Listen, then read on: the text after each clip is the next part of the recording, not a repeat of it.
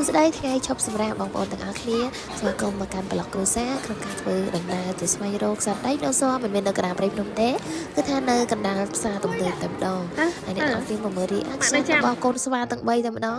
នៅពេលដែលគេបានឃើញដីដូសគឺថាម្នាក់សប្បាយអរខ្លាំងណាស់ពិសេសជាងគេគឺកូនស្រីខ្ញុំតែម្ដងគឺគេកំពុងតែគិតថាអាដីដូសហ្នឹងនៅពេលដែលវាដើរវានឹងធ្វើរូបរាងបែបនេះហើយមើលទៅ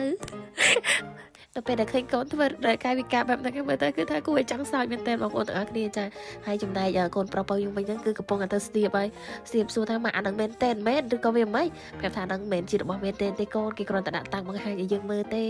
ហើយគេថាអូវាពិតជាធំមែនតើបន្ទាប់ពីគេមើលអាធំហើយលើគឺគេមកលេងដៃណូស័រដែលគេដាក់ឲ្យលេងនៅកន្លែងដែលគេតាំងពីប៉ុណ្ណឹងបងប្អូនទាំងអស់គ្នាចានិយាយទៅបងប្អូនទាំងអស់គ្នាក្មេងប្រុសគឺថាខុសពីក្មេងស្រីតែម្ដងក្មេងស្រីឃើញរបស់ចឹងគឺបានតែឈោមើលទេប៉ុន្តែក្មេងប្រុសនៅពេលដែលគេឃើញដៃណូស័របែបហ្នឹងរបស់ចឹងគឺថាអូយស្រឡាញ់ចូលចិត្តមែនតើមើលកូនយកមកទៅចាប់ហែកមាត់ចាប់ហែកកគេហើយចំណែកកូនស្រីវិញគឺគេជិះចិត្តលេងបែបនេះគឺគេយកស្រោមដៃដែលមានជារបៀបមាត់ហ្នឹងយកមកបន្លាចប្អូនពីតែឪកូនដល់ពីយកមកបន្លាចកូនបើហើយឪកូនតែចៃដន្យអីកូនបើនឹងអត់ចេះខ្លាចលេងកំពុងតែឆ្ងល់ថានឹងស្អីគេ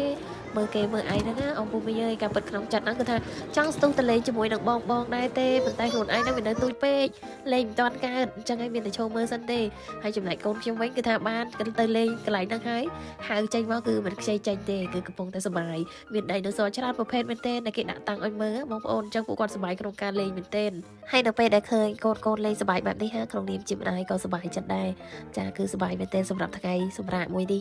មានអារម្មណ៍ថាសប្បាយចិត្តប៉ុន្តែក៏ពិបាកតិចដែរជាពិសេសពួកគាត់នៅតូចដូចគ្នាអញ្ចឹងជៀសមិនផុតអំពីការឆ្លោះគ្នានោះទេដូច្នេះហើយក៏ធ្វើឲ្យម៉ាក់ហ្នឹងវិលមុខតិចដែរទម្រាំនឹងបានមកផ្ទះវិញ